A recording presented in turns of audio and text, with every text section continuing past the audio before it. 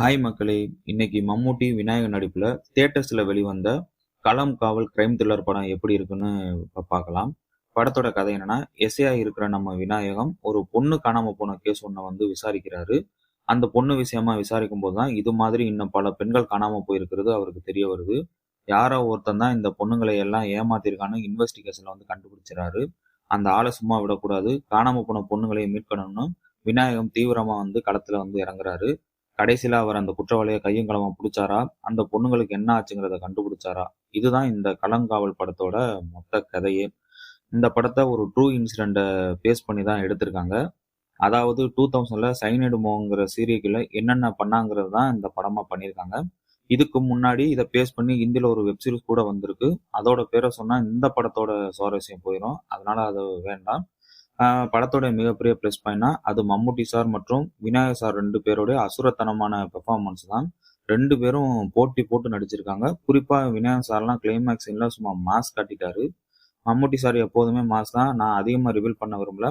ஆனா இப்படி ஒரு கேரக்டர் நடிக்க அவர் எப்படி ஒத்துக்கிட்டாருன்னே தெரியல. அதுவே ஒரு பெரிய ஆச்சரியம். அதையும் தாண்டி நடிப்புல சும்மா கலக்கு கலக்குன்னு கலக்கிட்டாரு.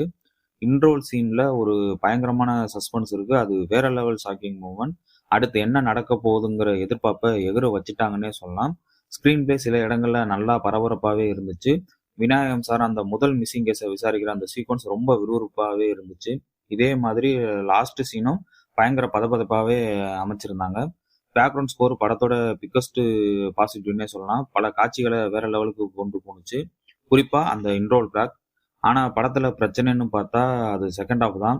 ஒரு கேட் அண்ட் மவுஸ் கேமா போக வேண்டிய ஸ்கிரீன் பிளே வேற வேற ரூட்ல போகுது. அப்படியே போனாலும் ஒரே இடத்துல நிக்கிற மாதிரியான ஒரு ஃபீலிங்கை தான் அது கொடுக்குது.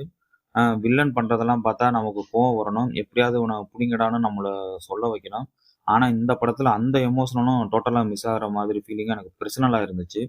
மொத்தத்துல படம் எப்படி இருக்குன்னா, மம்மூட்டி ஃபேன்ஸுக்கு இது செம்ம ட்ரீட்டு.